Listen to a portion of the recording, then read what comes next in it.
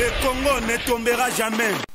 Que la paix soit sur vous. Deux anciens ennemis devenus amis, puis redevenus ennemis avant de redevenir récemment amis, entre guillemets, dans un feuilleton, dans une logique digne des feux de l'amour.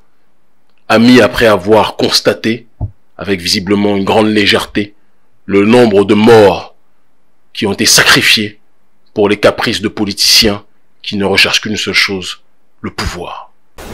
Sauvons l'Afrique. Très frère, Kémy Séba, tu es véridique et pragmatique dans tes propos.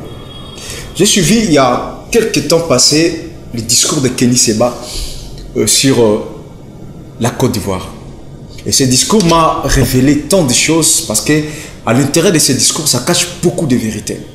Je ne sais pas, à l'époque où le grand frère Kémy Séba avait partagé ce discours, si mes amis de la Côte d'Ivoire avaient vu ou suivi de la même manière ce discours, j'aimerais essayer un peu partager, publier encore pour vous ce discours de Kémy Séba sur l'État de Côte d'Ivoire. À l'époque, moi, j'ai considéré ça comme une prophétie parce qu'il y a certaines choses par rapport aux choses qu'il avait dit dans la vidéo dont je voudrais partager avec vous.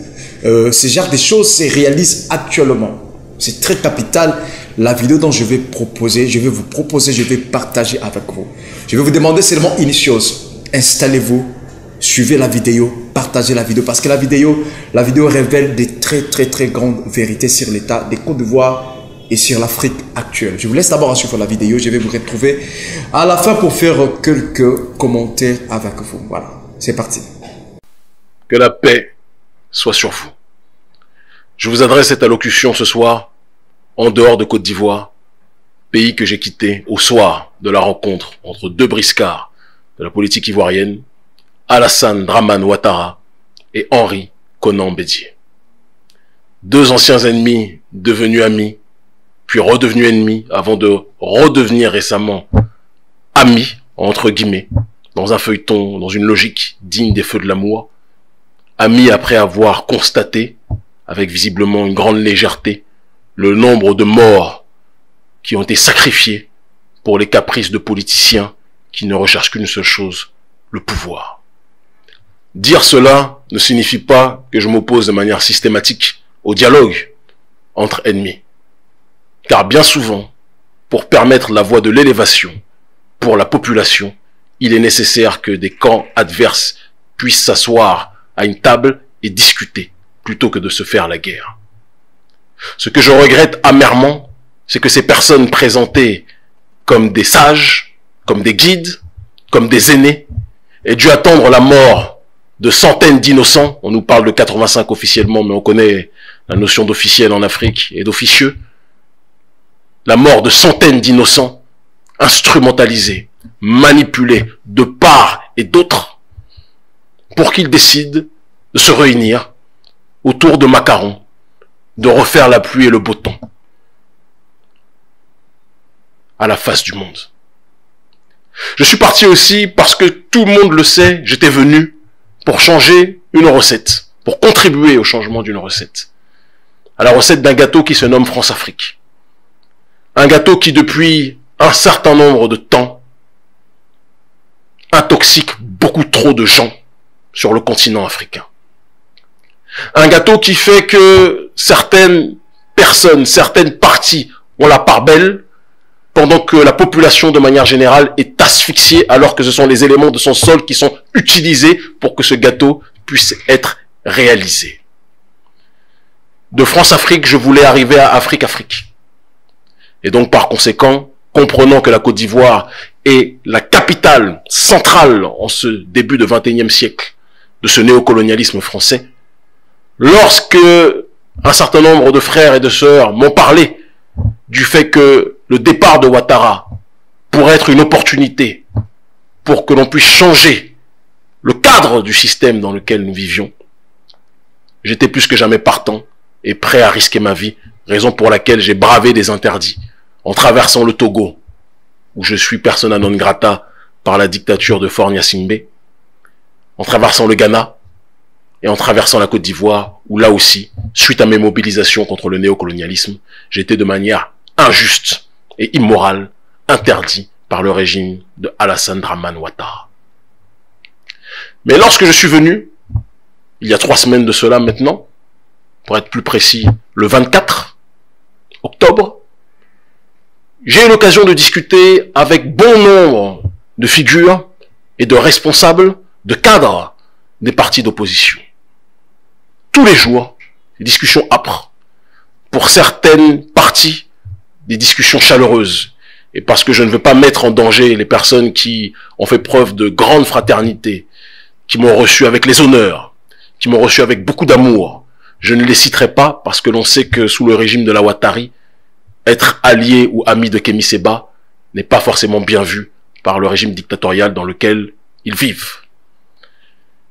Mais j'ai rencontré aussi une grande partie de gens au sein de l'opposition, et je pense qu'on doit être capable de le dire, qui n'avaient pas pour projet de changer la France-Afrique. Ce gâteau, ils aiment ce gâteau. Ils voulaient juste prendre une part dans ce gâteau et bouger celui qui était le détenteur majoritaire en Côte d'Ivoire de ce gâteau. En l'occurrence, Alassane Dramane Ouattara. Or, tout le monde le sait.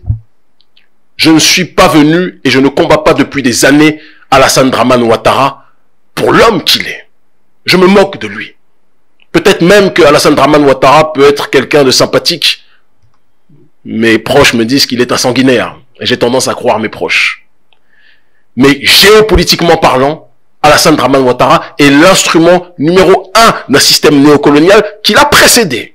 Il est important de le rappeler.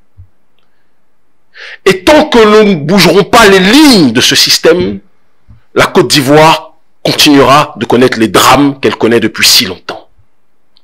Mais j'ai rencontré face à moi des personnes qui étaient sourdes au sein de la classe politique, pas de la jeunesse, c'est très important de le préciser, au sein de la classe politique, au sein de l'opposition, des personnes qui étaient sourdes à cette volonté de changement et qui ne voulaient qu'une seule chose, le départ de Ouattara pour le remplacer et manger leur part de ce gâteau infect nommé France-Afrique.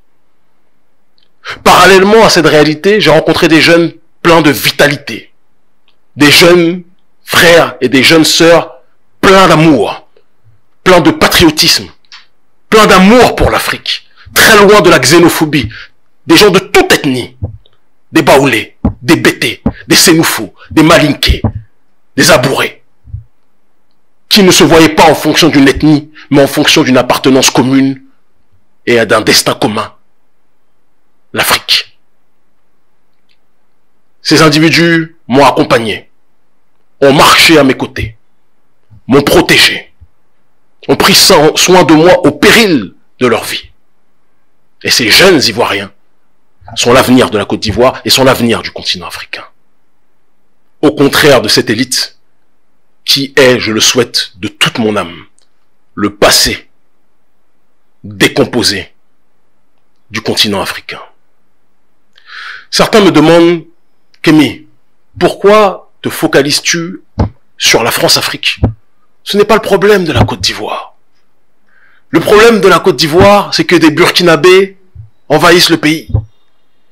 Le problème de la Côte d'Ivoire, c'est que l'opposition, et là je me fais le relais de Malinké ou de Dioula qui dit cela, l'opposition est jonchée, habitée par des xénophobes.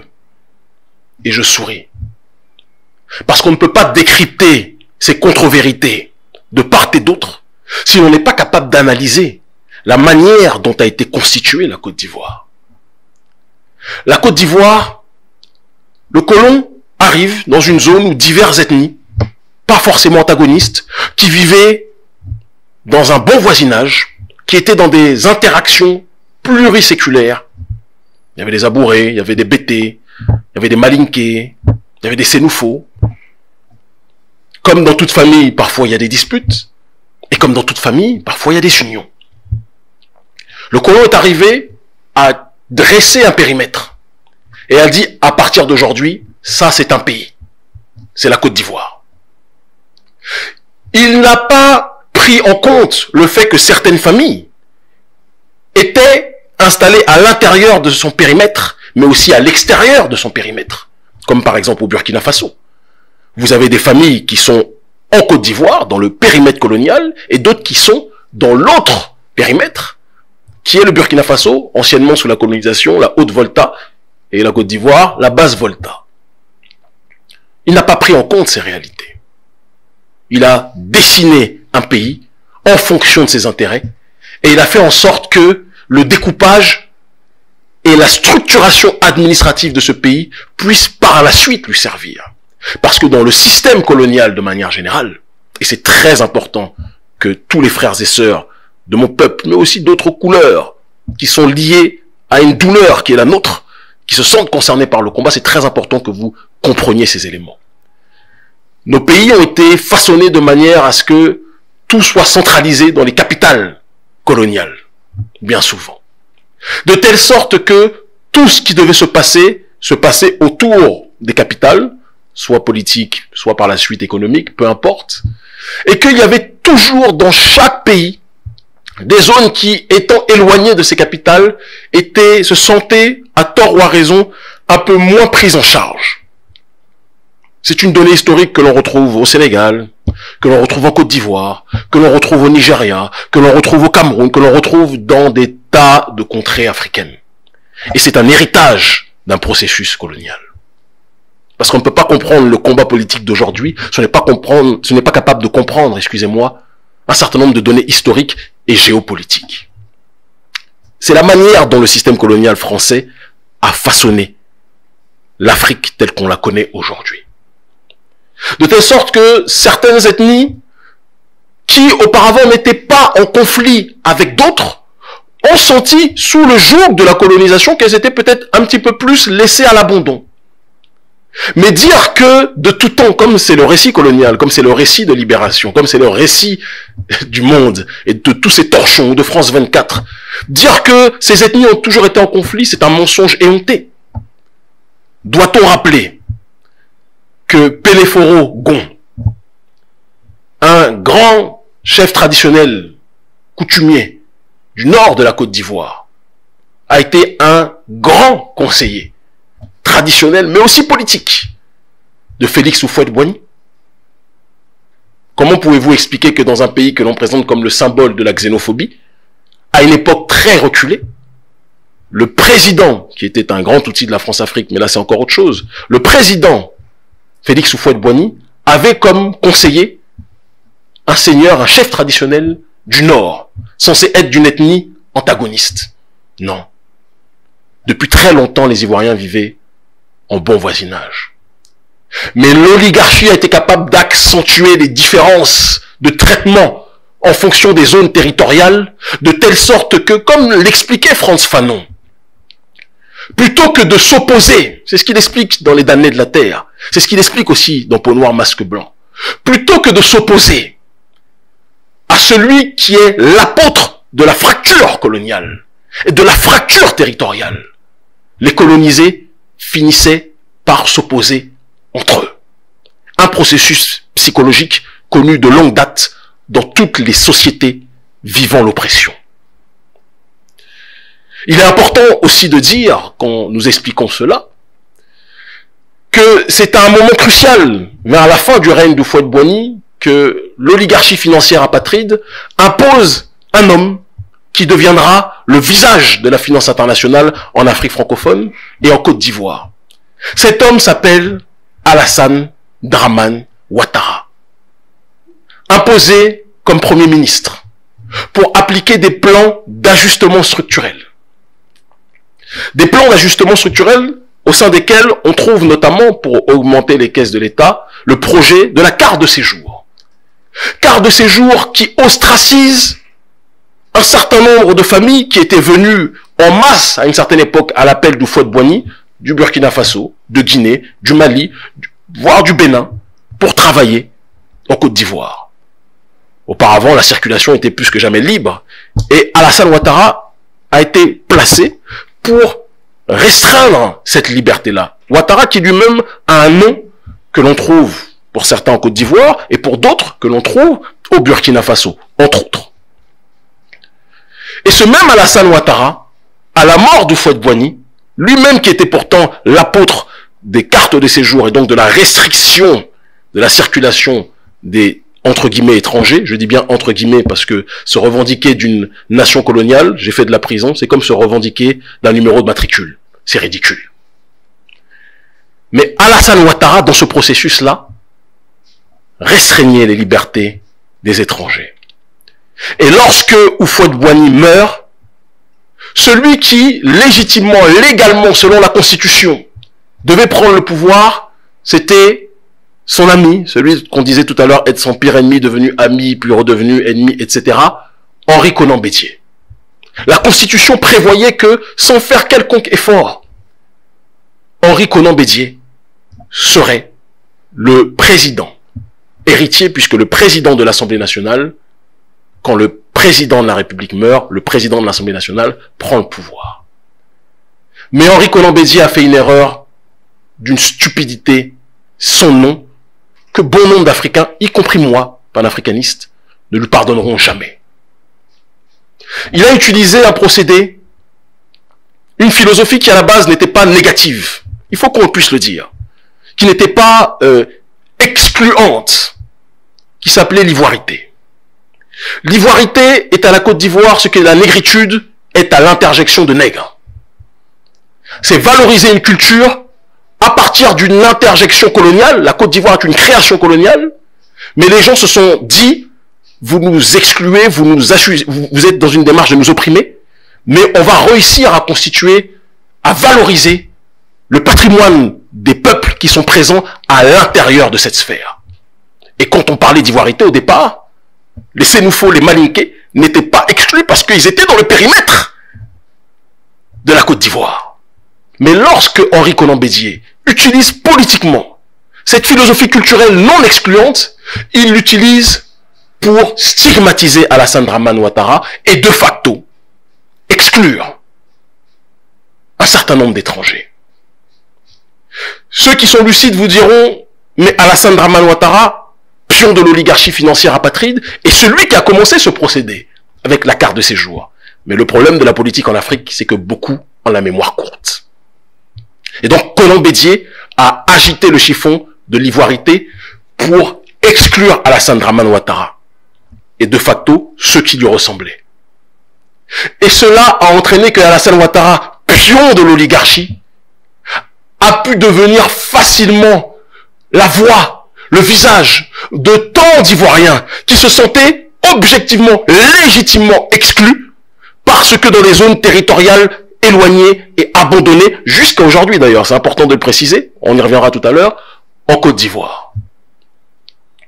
Et à partir de cette période, une frustration réelle, palpable, de gens qui se sentaient mis à l'abandon, a pris forme. Une frustration que, contrairement à ce que certains pourront dire, on a le droit de trouver légitime. Moi, je suis fils de Béninois, de ce qu'on appelle auparavant, anciennement, Dahoméens. Les Dahoméens ont connu des exodes en Côte d'Ivoire, parce qu'ils ont connu de l'hostilité. Mon père a vécu en Côte d'Ivoire. Il a joué au foot pendant des années en Côte d'Ivoire. J'ai encore une grande partie de ma famille en Côte d'Ivoire. Et une grande partie de ma famille a fui la Côte d'Ivoire quand l'hostilité vis-à-vis des Dahoméens était présente, parce que c'est une réalité, quand je parlais de Frantz Fanon tout à l'heure, quand il y a une zone riche et que les colonisés sont entre eux, quand ils n'ont pas l'appareil politique, structurel, idéologique pour s'attaquer à la véritable cible et aux véritables responsables, on se tue entre opprimés ou on se combat entre opprimés au lieu de se battre contre l'oppresseur. C'est une réalité historique qui existe dans toutes les sociétés colonisées de manière générale.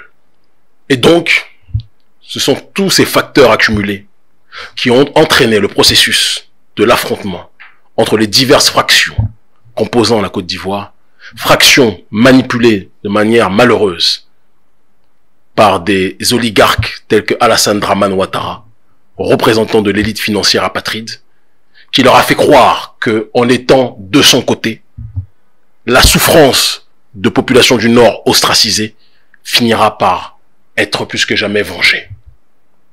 Le drame de tout ça était que le camp d'en face, lorsque l'on analyse la situation de Laurent Gbagbo, bon nombre de membres nés dans le Nord, de membres appartenant au Nord de la Côte d'Ivoire, avaient des postes de très haute responsabilité sous Gbagbo. Preuve que nous n'étions pas dans une question de les nordistes étrangers contre le reste. C'était beaucoup plus complexe que cela. Mais il y a une responsabilité collective de la classe politique ivoirienne de n'avoir pas su gommer de manière définitive ce problème de l'ivoirité qui a permis aux agents de l'élite financière apatride de surfer sur le sentiment d'exclusion d'une partie de la population. En tant que panafricaniste, je ne pourrais jamais être du côté de ceux qui, lorsqu'ils voient un autre Africain, sont capables de l'appeler étranger, sachant que l'on se revendique de nations qui elles-mêmes sont par le colon créées. Et mon rêve, notre projet, à nous autres panafricanistes, c'est que ces prisons coloniales deviennent par la suite des entités dépassées dans le cadre, comme le disait Cheikh Anta Diop, de l'État fédéral africain. On sera dans une obligation de regarder en priorité beaucoup plus ce qui nous unit que ce qui nous sépare. Ceux qui se font la guerre aujourd'hui en Côte d'Ivoire, dans les rues, pour des politiciens qui, eux, sont bien bunkérisés, sont bien protégés, fument leurs cigares, mangent leurs macarons, mangent leurs 3, voire 4, 5, quand on voit la dégaine de certains, 4, 5 repas par jour, pendant que d'autres meurent sous les balles, ou en se faisant découper par des milices de microbes, qui ne sont même pas forcément des milices, contrairement à ce qu'on pense, de nordistes. Bien souvent, ce sont des miliciens étrangers, assimilés à tort ou à raison à des djoulas, d'accord, qui sont présentés de manière générale comme des miliciens djoulas, et qui poussent par la suite les autres populations à se dire, dès qu'on voit des djoulas, potentiellement parlant, il y a des microbes, et donc on doit se défendre, et cela entraîne des affrontements que l'on connaît. Et ce processus, ces politiciens sont responsables. Mais tous ces gens qui se battent, lorsqu'on les emmène dans d'autres contrées du monde, on les voit pour ce qu'ils sont, des Africains. On ne les voit pas pour Djoula, Bété, Annie, Malinké, Sénoufo ou autres. On les voit pour ce qu'ils sont, des Noirs. Et c'est ça le grand désespoir actuel que je peux voir en Côte d'Ivoire. Panafricaniste et anticolonialiste que je suis. Certains, pour la quête de pouvoir, ont mis en avant l'aspect ethnique, plus que jamais, en se disant que si ils sont capables d'agiter ce chiffon-là, leurs ethnies leur permettront d'accéder au pouvoir. Nous devons briser cela. Et c'est pour ça que je demande à la société civile ivoirienne de ne plus jamais sortir, quelle que soit votre ethnie, pour des politiciens qui vous oublieront dès lors qu'ils auront acquis une nouvelle part de pouvoir. Je vous en supplie. J'ai vu des scènes qui m'ont donné la nausée. J'ai vu des gens découper des têtes et jouer au foot avec ces têtes sur le sol ivoirien. J'ai assisté, parce que je peux le dire maintenant, j'ai été à Bonoua, j'ai été à Abidjan, j'ai été à Ganoa, j'ai été à différents endroits. J'ai vu de mes propres yeux, avec mes frères et mes sœurs, lorsque je rentrais, les barrages, je les ai vécus en direct. Des affrontements entre des gens qui, si vous êtes à l'extérieur du continent africain, vous vous direz, ce sont des Noirs qui se battent entre eux. Ça ne peut plus durer. Et donc, pour conclure, je m'adresse à la classe politique ivoirienne et de manière générale à la classe politique africaine dans la zone dite de manière impropre francophone. Tant que vous ne remettrez pas en question la France-Afrique, tous vos débats seront puérils, stériles, inopérants et coûteront la vie de vos populations. Et il arrivera un moment, si vous ne prenez pas les responsabilités qui vous incombent, de vous retourner contre l'oppresseur principal, il arrivera un moment où, avant de s'occuper de l'oppresseur principal, la population finira par s'occuper de vous. Parce que quand des gens sont à la tête de nos États pour protéger nos pays, pour protéger leur population, et qu'ils se servent de ces postes pour s'enrichir au détriment de leur peuple, qui par la suite risquent leur vie pour aller en Libye, les premiers coupables de la situation que vivent leur peuple, ce sont ces chefs d'État que vous êtes. Ce sont ces politiciens que vous êtes. La jeunesse africaine regorge d'amour. La jeunesse africaine regorge de patriotisme. La jeunesse africaine voit toutes les autres populations du monde avancer, se développer. Certains se disent, oui, la souveraineté n'est pas le problème, on veut le développement. Mais ces abrutis ne savent pas qu'il ne peut pas y avoir de développement sans souveraineté. Et nos chefs d'État ne veulent pas de la souveraineté. Parce qu'ils ont des bakchiches en bradant nos ressources aux étrangers. Et quand je dis étrangers, je parle de l'oligarchie occidentale et non pas d'autres Africains que certains politiciens passent leur temps à stigmatiser. J'ai fait ma part. Je suis venu et je suis parti dans des frontières de Côte d'Ivoire encore moins solides que la plus faible de toutes les passoires.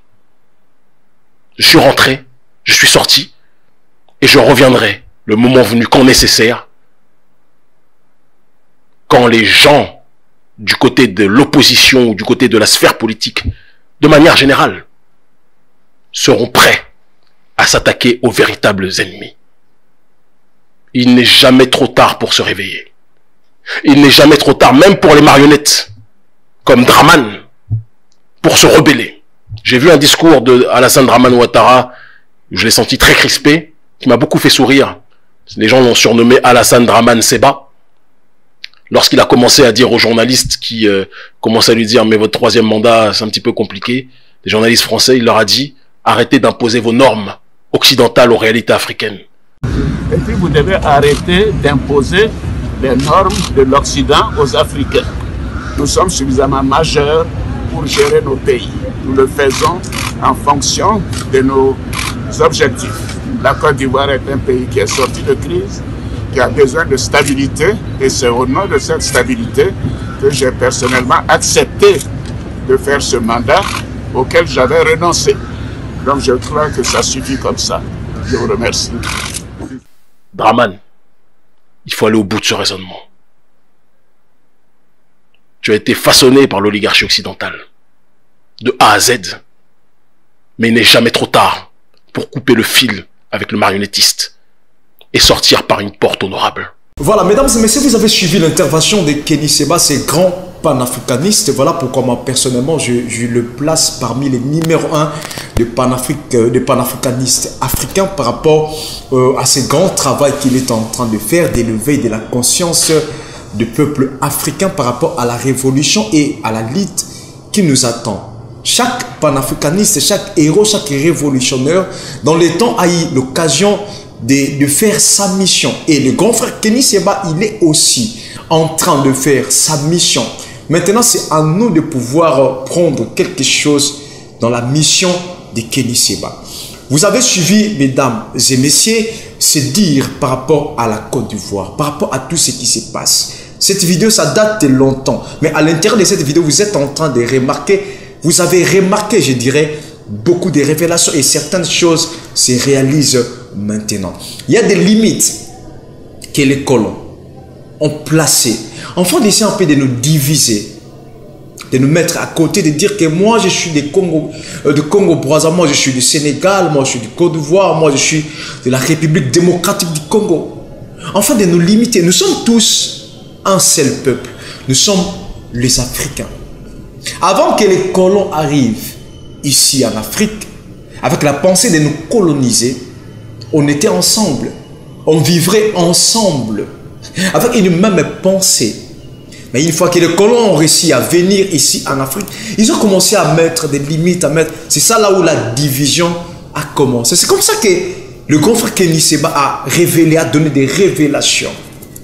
Et j'aimerais essayer un peu d'encourager le peuple du Côte d'Ivoire, mes amis de la Côte d'Ivoire, d'être unis, de choisir des dirigeants qui ont la pensée de faire évoluer votre pays, de faire évoluer votre État. Et je demanderai, comme le grand frère Kenny Seba vient de le faire, au président actuel, au président de la Côte d'Ivoire, de faire quelque chose pour garder sa loyauté, pour garder sa crédibilité. Vous avez suivi à la fin de sa vidéo, il y a une petite vidéo que le grand frère Kenny Seba a balancée. Et sur cette vidéo, le président de la Côte d'Ivoire a dit une chose très capitale. Et à la fin, Kenny Seba dit une chose là qui m'a vraiment touché. Il a dit en disant, tu peux te sauver, tu peux te protéger, tu peux garder ta crédibilité. Pourquoi? Parce que tu as été manipulé par les impérialistes, par les colonisateurs, hein, par l'Europe, l'Occident, Mais vers la fin de ta vie présente, tu peux faire quelque chose de très capital et sauver ta dignité. Je suis flatté et touché par rapport à la réaction du président Macky Sall. Moi, personnellement, je les respecte. Ouais, je les respecte. Sa position vers la fin, il a cherché comment se sauver. Je les respecte. Et si le président Alassane Ouattara peut faire quelque chose de pareil, ça peut sauver aussi sa crédibilité. Mesdames et messieurs, je crois que vous avez suivi cette vidéo. Je vous aime beaucoup. Partagez la vidéo, commentez et ça sera une très bonne chose pour nous. Je vous aime beaucoup. C'était ton frère Jacques Nkana. Je vous donne rendez-vous à la prochaine occasion. Merci. Le Congo ne tombera jamais.